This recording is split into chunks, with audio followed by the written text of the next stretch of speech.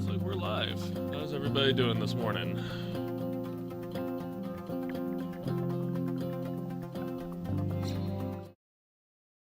Oh, wrong button. Yep, still gonna have to get used to this whole streaming idea. Hey, how's everybody doing? I'm Aaron England, and this is the first ever coffee stream. And okay, how's everybody doing this? Oh, so many growing pains, that we're all gonna have to get through with this new format of doing things. So yeah. For anybody who doesn't know, I am Aaron Anglin. I am the owner-operator of TCK-Media Productions, and this is my attempt at sort of a just chatting, talking to camera, and drinking coffee stream. I know, I am absolutely ripping off Dex Bonus, aka Dodger, and her, content style that she made popular back in the day, but, you know, just chatting streams seem to be kind of just ripping off that idea in general, so... this is gonna be very, not new to me. I guess I kind of used to do this back in the day, but it's definitely something that I have not done in a while, but the idea is to just more or less get better at filling time, talking to camera, and creating online internet content. So, anyways, hope everybody is having a good Saturday morning, has a nice cup of coffee with them. I'm pretty sure 8 a.m. on a Saturday, on the East Coast is not necessarily the best time to start streaming, but you know, we're gonna kind of get through that. So I don't have a solid plan for what I am going to be doing with the show. I have a couple of ideas, but we're gonna be experimenting with a lot of it, to say the least. So bear with me as I work out the kinks and come up with ideas and try to make this show as entertaining as I possibly can. So, today we were just drinking normal black coffee. I think this is the New Mexico Pinon coffee that I ordered. Funny story about this. I actually ordered this coffee as a gift, as a secret Santa at my previous employer, that was going to be gift exchanged at the Thanksgiving potluck. However, I was laid off a week before Thanksgiving, and I had already ordered the gift. And basically, so I was basically kind of just left with a 2-pound bag of coffee that I was going to gift to somebody. And now it's mine. And I've actually gone through most of it, which is actually kind of the funny thing. So it's really nice. Get to have a nice New Mexico style coffee. Actually, this is actually one of my personal favorites. I normally don't like flavored coffees. I definitely don't like hazelnut. But this is like nice. It's subtle and it's like naturally using pinon. I don't know if they're using pinon oil or if they're mixing pinons in with the coffee. I'd have to look that up, but good coffee. Made it in a French press, so you know, it's nice and strong and not too, you know, bitter and everything else, properly steeped. Good stuff. Good stuff. So, my week's been busy, to say the least. One of the main things that I started doing, working on, was separating out some channel maintenance stuff. My podcast, Internet Friends, is now officially moved off of TCK Media and is its own channel and its own entity entirely. It's still a TCK Media production because I do a lot of the production work for it, but the kind of idea is that the podcast is very raw and, you know, we're very humorous and loose, and sometimes things get said and joked about on the podcast that, you know, anybody who maybe is looking at my TCK Media stuff as part of my job hunt maybe won't appreciate the jokes necessarily as easily as much. So, you know, it was kind of decided that it would be best to just kind of spin off into its own thing. So now Internet Friends has its own channel. It's at Internet Friends Pod. All the videos have been moved over there. All the audio podcasts are now there on a podcast playlist. And so it just kind of exists there. I'm actually surprised about how easy it was to migrate. The only problem was because I had to download off of YouTube all of the podcasts. They all downloaded at 720p, so all the quality on all the previous podcasts are now at 720p and not 1080. So there's not an HD version. That's kind of disappointing. Um, but I don't think it's that big of a deal. At the end of the day, I think um some of the podcasts have actually even gotten some more views, ones that like had already kind of stuttered out since previously uploading. I'm looking forward to what some of these things are going to look like in the future. I can go ahead my screen. And so yeah, here is the new Internet Friends channel. Everything is all here. You have every episode that we've done. Pretty much ready to go, ready to watch in its original form. You also have all that if you go to our podcast playlist. I separated them out to where you have the video podcast playlist and you have the Internet Friends audio only, which is basically pulling from our RSS feed. And everything's good. Everything is more or less doing exactly what it is supposed to. So you can follow and subscribe at Internet Friends Pod to catch up with me, Seth, and Bree as we kind of just BS around. We're still on hiatus. We're coming back in the new year. We're not doing a show this week. We were originally planning on doing like a holiday special episode, mostly just because a lot of stuff has happened in the last week, and as a result, there was a lot to talk about, and we really wanted to see if we could pull something off this weekend. But we all kind of already made plans with family. Bree got sick, so just things just never materialized, and that's okay. That just kind of happens sometimes. Just you want to do something last minute and like wing it, which I tend to like to do. I like to wing it a lot, and it just didn't work out. So no harm, no foul. But yeah, there's that. Obviously, this channel that I am on right now, is my old YouTube channel. Who anybody who is watching from the old LTA days would remember. So basically, what I'm turning this channel into is a live streaming channel, and so this is basically where all my live streaming is going to be done. It is branded TCK-Media. Basically, it's just going to be any live streaming type stuff that I do, and it's more or less going to work like any other live streaming channel. So it's pretty much all going to be live streams. Some of my older videos are still present on here. You can come and see them, watch them. A lot of it's stuff that I did in college, just after college. Yeah, it's weird to think that like yeah, the newest video on this channel was from 6 years ago.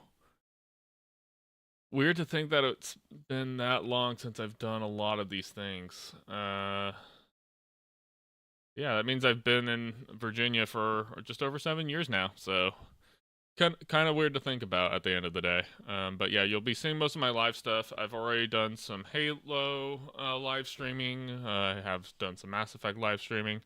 And now I have this live stream. One of the weird things is I'm switching over from Halo Infinite live streaming to doing Master Chief Collection because Halo Infinite just constantly crashes on my computer. I can't figure out why. It's really bullshit. I'm really annoyed by the fact that I can't get Halo Infinite to run. Like, it runs just fine. The problem is it crashes, and it crashes at the most random times too, and it's always when I'm in the middle of a quick match.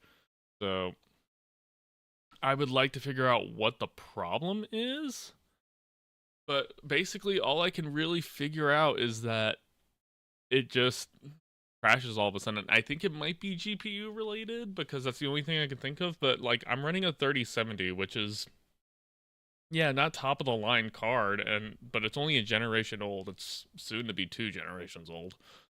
But there's no reason that like I should be crashing when I'm playing. So yeah, you have me here running around with the sword, all that fun stuff. I like Halo Infinite, but I don't know. There's just a problem with it, and like the crashing issues are just too much to deal with. And I want to be able to stream it, and it just doesn't work. So I think one of the things I'm going to start doing is playing more Master Chief Collection. I actually played some Master Chief Collection last night. It ran totally fine. The biggest issue I had with it was just kind of the fact that like it's so slow in comparison, especially since I've, gotten acclimated to the speed of Halo Infinite. And then, like, I remember I ended up in a Halo 3 match, and it was just so different from what I was basically come accustomed to because, I've been playing Halo Infinite on mouse and keyboard like most, PC first person shooters would. And then I get into Master Chief Collection, and all of a sudden it's just kind of like, oh, I'm at a complete disadvantage playing mouse and keyboard. I actually need to be using controller. So I have to get used to using an Xbox controller again if I want to play that. So, I'll probably stream some Halo later today. Don't know exactly how that's going to work out for me. But based on what I was testing last night, it runs totally stable. I played a few rounds of SWAT on Halo Reach, which was interesting. I had a Halo 3 Slayer match, which was fun. That's where I figured out that mouse and keyboard actually was not the play, guys. But yeah, I just want to play Halo. Halo's like kind of the only first-person shooter I've ever really enjoyed. I've never been much of a COD guy. A lot of other ones just haven't really caught my attention. I tried doing Counter-Strike, but Counter-Strike is like there's such a skills gap in there, and just like not good at it. Yeah, so that's basically kind of where that goes. So I will be doing some more streaming on this channel from now on, as I kind of get that aspect of my content creation going. So that's that. So covered live streaming, we covered channel reorganization, and now kind of to talk about sort of what I've been doing all week, aside from the channel reorg, obviously. One thing that I've been working on, obviously, is applying for jobs. Job applications suck, especially when you're doing them over the holidays.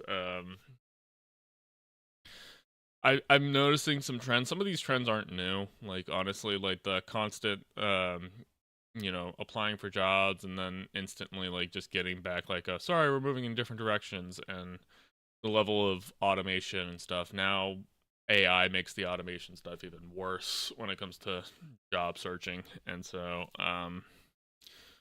yeah, there's a lot of frustrations at the point. I did have 2 interviews this week, which was nice. I'm not expecting any interviews next week because it's Christmas. So that is what it is.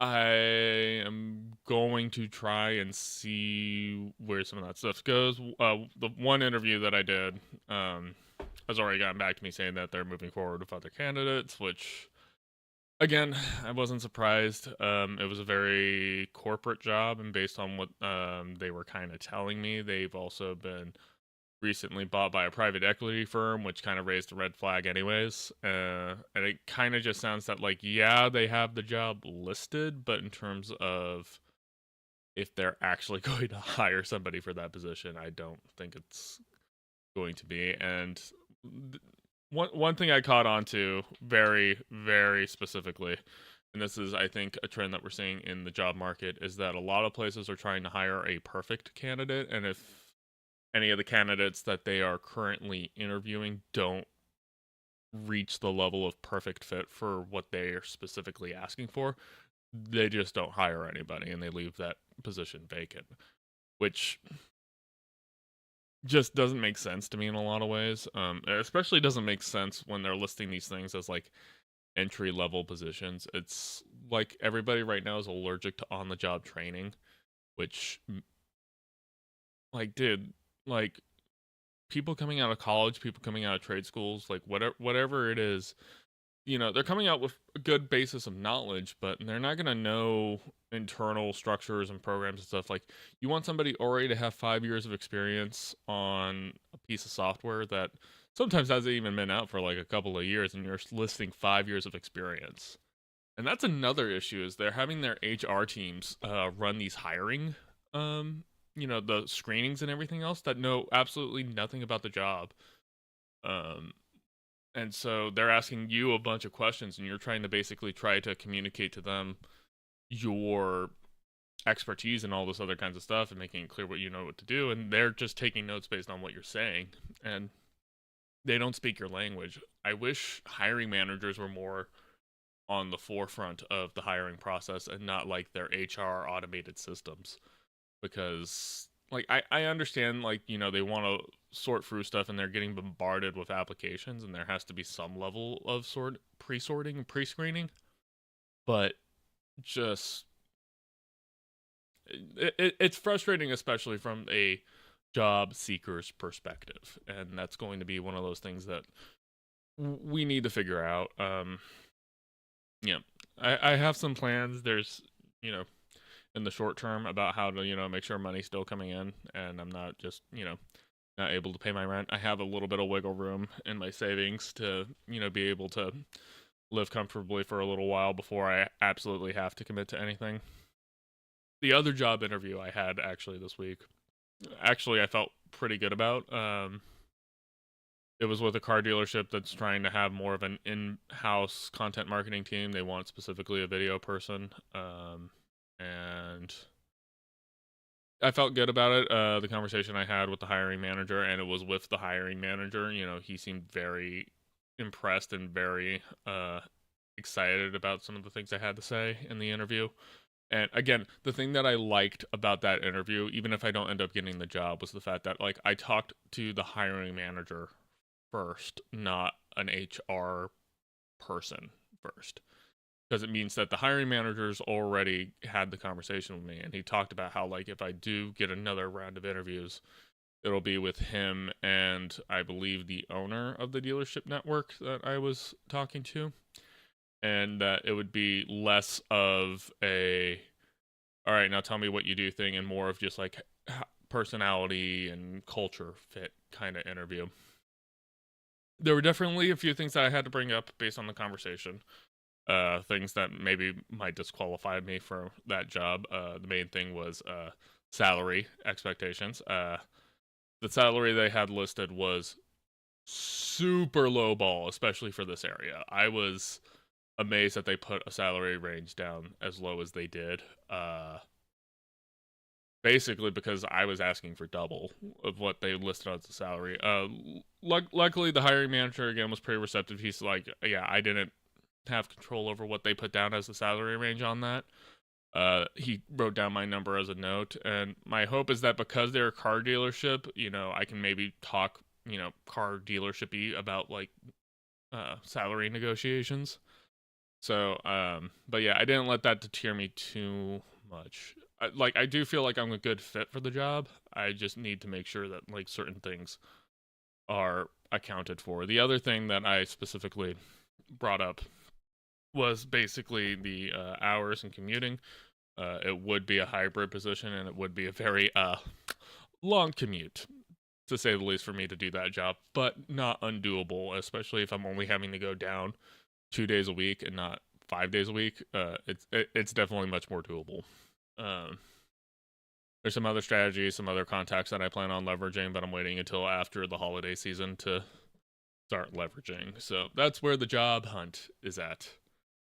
And just unemployment sucks, guys. I like working. I like being good at my job. And I like money. Money's good. Especially in this capitalist, you know, hellscape that we're in, you know. Having money is almost essential. So yeah, so that's what I'm working on right now, and I'm hopefully moving forward with some things pretty soon. Um so other than that, my main week has kind of really been wrapped up in going to the gym in the mornings. This week was like the first like really full gym week that I had. Uh, feel pretty good. I went on my cabin trip and it was just a little bit of hunting, and so hiking around in the area on uneven terrain and everything else. My left knee is super pissed at me. I don't know what is going on with it. I know what's going on with it. It's my PCL that I injured in high school, and it's just irritated and sore. Like literally, when I was doing legs yesterday, I was doing squats, I was doing uh, RDLs, everything else. Knee felt fine, but when I go to sleep and like my knee is like laterally bending and unstable and everything else like that, that's where like a lot of the pain is. So I ordered a compression sleeve. It's supposed to get here today, and so hopefully that helps with some of the pain and stability, and I can maybe sleep a little bit better while wearing that. And that's the general plan on that.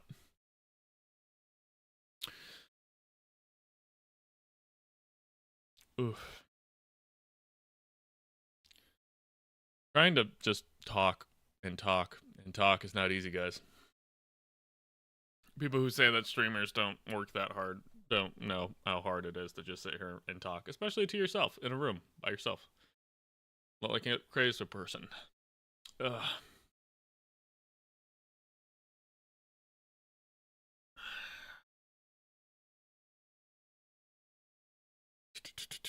Anyways, so in order for the sake of entertainment, I've gone ahead and pulled a couple of articles that we can kind of talk about, and I guess we'll start with something very, very simple and talk about IGN's year awards or whatever they're calling them.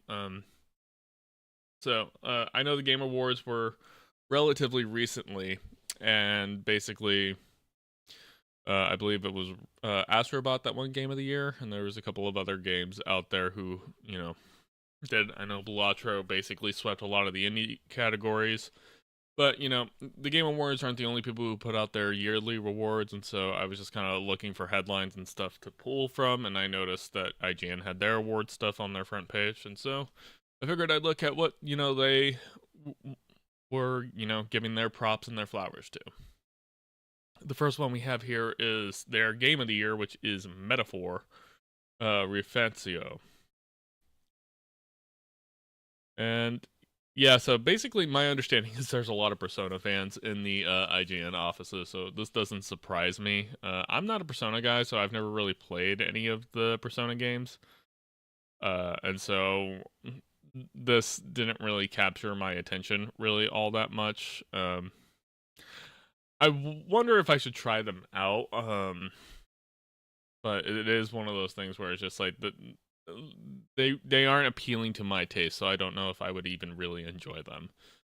Some of the honorable mentions, yeah, you have Blatro here. I've been meaning to maybe pick this up on mobile just to kind of see what it's all about. I understand it's like a weird modified poker type game. It's funny that a simple pixelated card game has become so dominant in the indie space, and like I even got nominated for Game of the Year at Game Awards, but I'm surprised that it even, how just like a card game is somehow like the big dominant indie darling of the year. It's very, very interesting. I think streaming had a lot to do with that because I know a lot of people were streaming it during their time. Surprised that they put Dragon Age up there because I know there's been like a lot of controversy around it. I was never a Dragon Age guy. I remember trying to play Origin back in the day, and I think it was the combat that I just didn't like. Like it made it very hard to kind of get into. I did think it was cool that like, based on whatever you chose as like your starting race, changed the beginning of the game for you and how different it was kind of across the board. But yeah, like Dragon Age just never appealed to me. I think I'm just not a high fantasy guy for the most part. I've been finding that my tastes are very much centered around like a lot of like cyberpunk and sci-fi more than fantasy these days, which it's funny because those two genres aren't that far apart from each other in a lot of ways, but for whatever reason, like yeah, I'm more into the cyberpunk and sci-fi side of things. Astrobot, this one Game of the Year at the Game Awards. I don't own a PlayStation 5, so I can't play it. But it looks cute. It looks fun, and I think if you're into platformers, obviously this seems like the kind of game that you would absolutely love to play.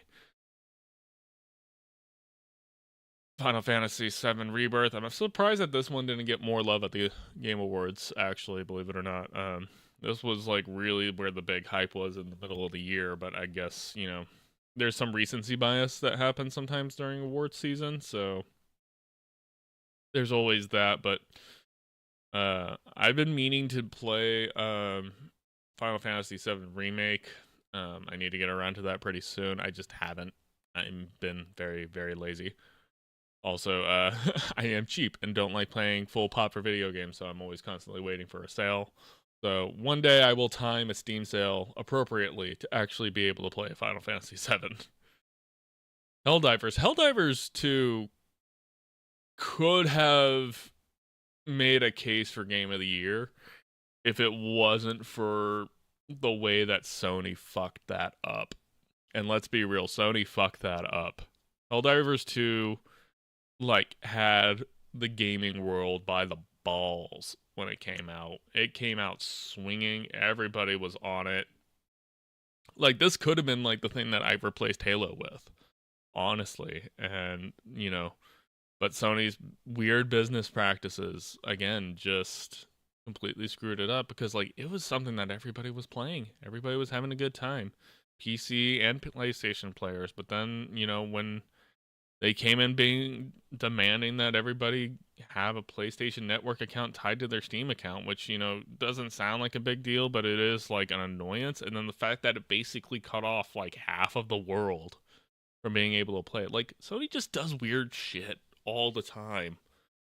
That is just they generate so much goodwill and then they find a way to blow it, right? And just yeah. But yeah, this game could have very easily made Game of the Year if it wasn't for the fact that Sony's business practices kind of just undercut it. Because this was on its way of being the biggest thing of the year. Bar none. Because everybody was playing it. Everybody was kind of going on it. It had the zeitgeist. People were talking about it constantly. People were kind of in on the bit of, Super Earth and the Starship Troopers, colonialism kind of weird stuff that goes about it. Everybody was just kind of having fun with it. It was really fun and just fumble in the bag. That's the thing I also don't get about Sony's practice on this thing. It's just why would you specifically do something that literally cuts off half the international market from playing your game. I understand there's a meta business thing going on where it's just they're trying to capture business data. They're trying to capture your data and user information and stuff, and they're trying to sell it to advertisers and stuff like that. But would it really made that much of a difference?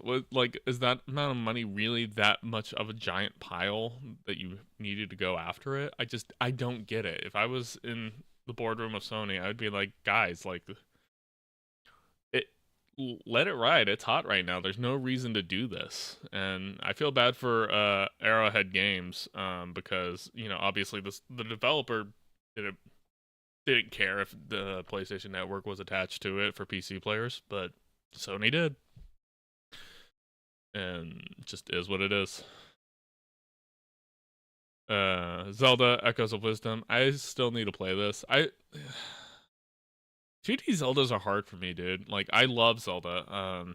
Breath of the Wild is still one of my favorite games to play. I still pick that up as a playthrough. I might even do some more streaming of Breath of the Wild.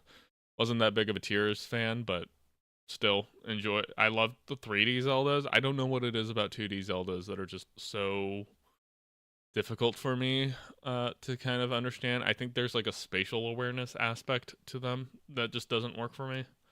But yeah, this looked like a really fun game, and I might give it a shot one of these weeks.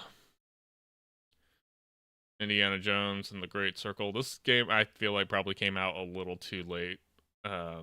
People have been saying good things about it, though, which is pretty exciting. So I'm excited to see where that goes.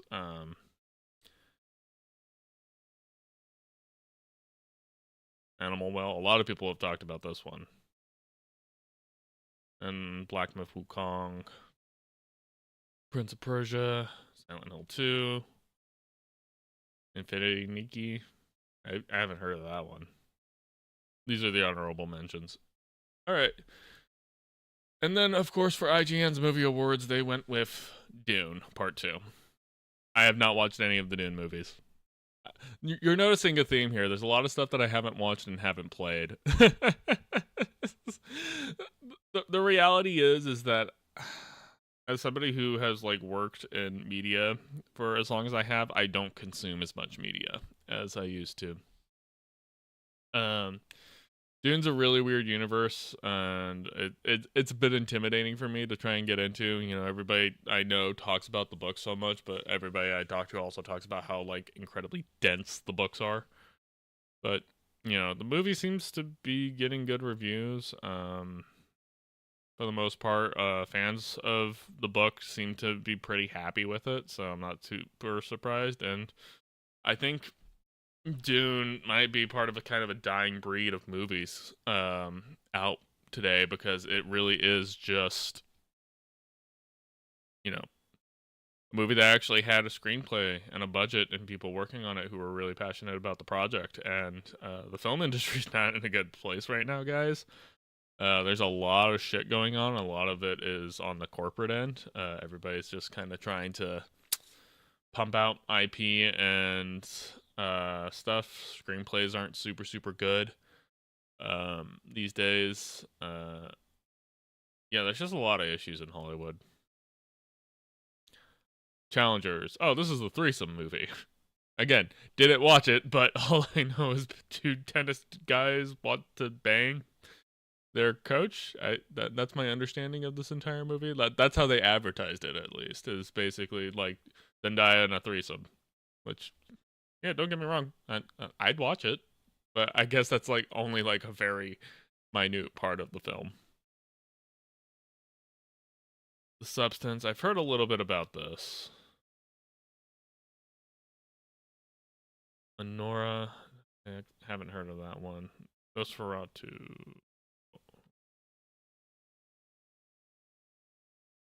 Yep, so that's the movie. And then for TV, Shogun. One show of the year. Again, I've heard of this. I haven't watched any of it. Fallout runner up, which makes sense. Arcane season 2 runner up. House of the Dragon season 2. Yeah. So I have watched Arcane. I will say that. I also say this as a person who hates League of Legends.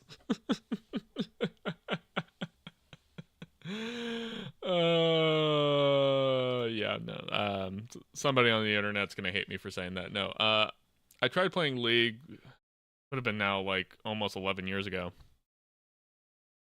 And yeah, it just was not for me, and it only seems like it's gotten worse and worse and less for me. But yeah, like Arcane's really good. We talk about the first season on an episode of my podcast, Internet Friends, which you can go check out. And one of our main takeaways is that a show based on League of Legends should not be this good. It is really good. I do have some criticisms of the second season, but a lot of the criticisms have to do more or less with pacing. Because it feels like everything just happens super quickly, and like by the time like a major plot point happens, they're already on to the next plot point. Like nothing really breathes in this show. It's very fast paced, which I think some people like about it though. So I think that's a fair thing to criticize. But for the most part, the reason it is the way that it is because Arcane, one, they decided to basically make 3 seasons into 1 season. And they've already greenlit what its successors are going to be. I don't know what specifically those are going to look like, but they're going to probably talk about different aspects of the world and like different species than just the humanoid creatures. All right. So that covers IGN's awards for the most part. They have some stuff in other subcategories, but I'm not going to take time to go through those because I just don't have the patience, if I'm completely honest with you. Next article we have is from The Verge. Good old Verge. You definitely don't do dumb stuff as a publisher all the time. Anyways, so Google's counteroffer to the government trying to break it up is unbundling Android apps.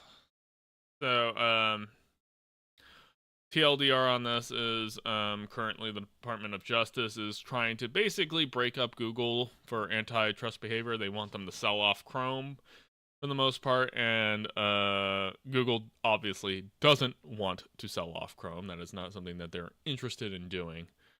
So they're trying to figure out how they can basically skirt around this. There's a lot of stuff kind of being talked about, like what's going on with their AI business. Chrome is obviously very central to what they want to do with their Gemini AI. And, yep, Google's going to have not as rough a time as people think. With the new administration change over to the Trump administration, I have a feeling that antitrust lawsuits are not going to be core to the administration's agenda, to say the least. So, obviously we saw an uptick in the aggression and antitrust, which honestly needed to happen, and I'm surprised that some of the things that they're trying to break up didn't happen a lot sooner, or there hasn't been more scrutiny on some of these big major mergers and everything else. But yeah, I don't see this going anywhere. It seems very odd that Google would lose Chrome, which is so central to basically how they operate as a business, specifically with their business model. I do think that, I want to see more antitrust stuff. There's definitely a lot of things that need to get broken up, but it seems like a very daunting task, and obviously the incoming administration, I don't think is going to have a lot of interest in breaking up some of these larger corporations. It just doesn't, let's be honest, that's not what Donald Trump's all about. He's all about making more money. He's not about, keeping people from anti-monopolistic practices, and if he could have a monopoly on the country, he would. Trust me, I believe that 100%. So, I don't know specifically where this goes. I'm going to assume what Google's going to do is they're going to try and run the clock on the administration, and they're basically probably going to try and find a way to basically make it to where this eventually goes away by the end, and nothing really happens in terms of their control over things to search. What looks like they're proposing here is that they break up some of their apps, not sell them off, but kind of basically just make it easier for companies and stuff to license their stuff, and so they don't have 100% control over what the search engine does. But I don't think they're going to go for that, but I also don't think, I just don't see this going anywhere. I wish it would, but probably wouldn't. Now we're moving on to the Associated Press, and this one's funny. Tesla recalling another 700,000 vehicles due to their tire pressure monitoring system issues. Oh God, I love just how incredibly dumb the Cybertruck has gone. The longer the Cybertruck is out, the dumber the car seems. It was already sold in such a dumb way because the design is dumb. It is marketed to be kind of this modern tank and ingenuity and full of technology, and since it's come out, there have been nothing but issues. Come down to the bottom of the article. There has been, I know, strong democracy, all that good stuff. There's been 7 recalls this year since this came out. 7 recalls. The Cybertruck is not a good truck, guys. And I see these all over the place too. They are everywhere. I've gotten to the point where now I see multiple Cybertrucks a day, and I can tell because it's always a different person driving it. And it's just insane because I don't understand the appeal of these cars. Nobody who owns one is using them as a truck. Obviously the aerodynamics of it aren't very good. I remember them being advertised as like, oh, they're practically bulletproof. It's just like, well, the people driving them aren't people who I think need to be worried about that kind of stuff, or maybe they are. We did have a CEO get shot in the back too soon. Anyways, but yeah, just me, Seth, and Bree get so much shit for making fun of Cybertrucks on internet, friends, and I don't feel bad about making fun of them some more because, God, they're so dumb.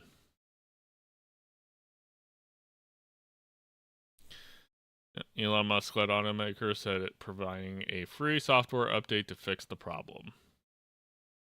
And this is why I'm not worried about like the AI robot apocalypse, because basically everything is just eventually going to need a Windows update and they're all going to brick. We just have to be patient.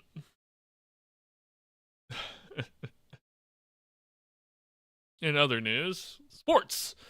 Notre Dame protects home field in new postseason era with first playoff win, 27-17 over Indiana. Good for Notre Dame. I'm very excited about college football actually having a playoff system now. Like, I know technically they've had a playoff, but it's basically just been a 4-team playoff. So basically, it's just it's like, all right, you 4 play, and then the 2 winners go win. Now that it's a 12-team playoff, I think it's a much more dynamic and much more interesting. This is long overdue in college sports. I think people have gotten so tired of bowl games and games that don't matter, specifically at the end of the college season, and now this actually kind of makes college a little bit more interesting to watch. Obviously, college is dealing with a lot of shit right now with NIL and the transfer portal really, taking it from, amateur sports to professional sports. Like, playing in college is now officially in a professional sport. And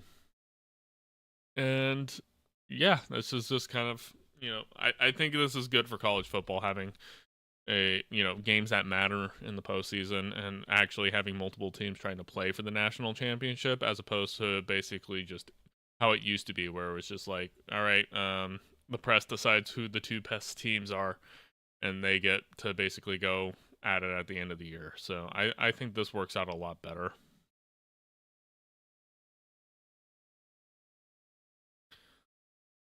So excited to see how this goes. But yeah, going back to kind of the stuff about like the transfer portal and NIL. I remember back in the day when I was a walk-on at the University of New Mexico. I basically was redshirted and quit like halfway through the season because like it was just like I wasn't going to be able to maintain my grades to stay eligible to play. If I had kept with football, I just couldn't maintain that balance.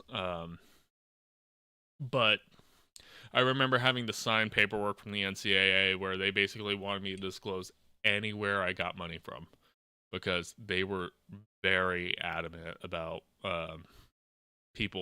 students in college not being compensated in any kind of way. I had to make sure I signed over anything about name, image, and likeness, and that I wasn't going to profit off of it. And so I think it's generally a good thing that NIL has happened, and athletes can actually make money for what they're doing, because it is a lot of work. It's hard to maintain, especially when you're trying to maintain that as also a full-time student. It's not easy, and I know there's like some stuff out there about like, them putting, college students in all the easy classes and everything else like that, but for the most part, trying to maintain like a eligible GPA while also like dedicating yourself basically to the sport, not an easy thing to do. So obviously it's causing a lot of problems for college football, but I'm also kind of the opinion of just like, fuck them. All right. Amazon Starbucks workers on strike. Trump might have something to do with it. Really? Who would have thought? All right. Delivery drivers and baristas are on strike in a handful of U.S. cities, specifically trying to basically get recognized as unions. Teamsters Union says it represents them. strikes during the holidays. These are two big companies to be striking during the holidays. Yeah.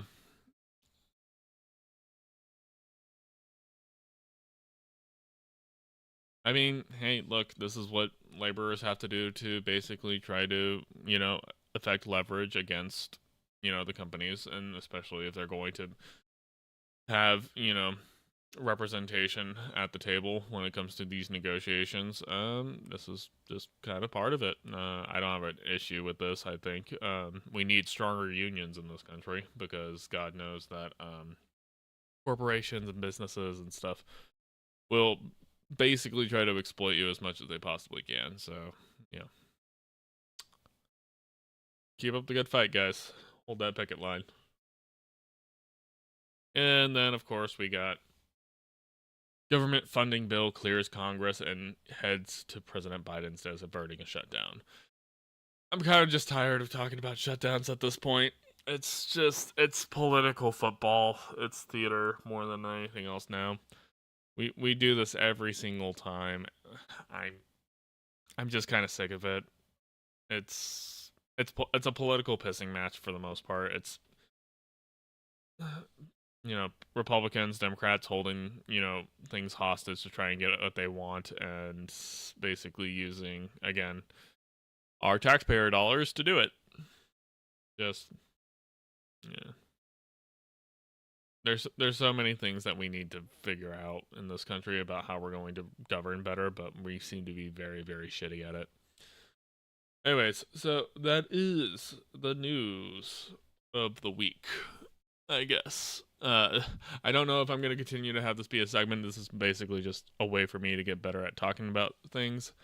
Again, not very good at being off the cuff and on camera, so I'm trying to work on that. I'm trying to work on my on camera skills. Lot of momentum needs to be built on that. But that was our first ever coffee and cameras. So, appreciate anybody who tuned into the stream, which I'm pretty sure was nobody. I'm starting things out, guys. You just gotta give me a little bit of grace. Yeah, trying to hold a conversation for almost an hour. A lot more exhausting than you realize. Jeez, I'm not even halfway done with my coffee. So my plans for next week, probably going to slow down on the job search just for the holiday season. I'll probably do some live streaming throughout the week as kind of a way to continue to make content and stay busy. And that's really all kind of I have. Love to hear some suggestions from people. Feel free to leave in the comments what you think you would like to see if we continue this segment. And I'll see you guys next time.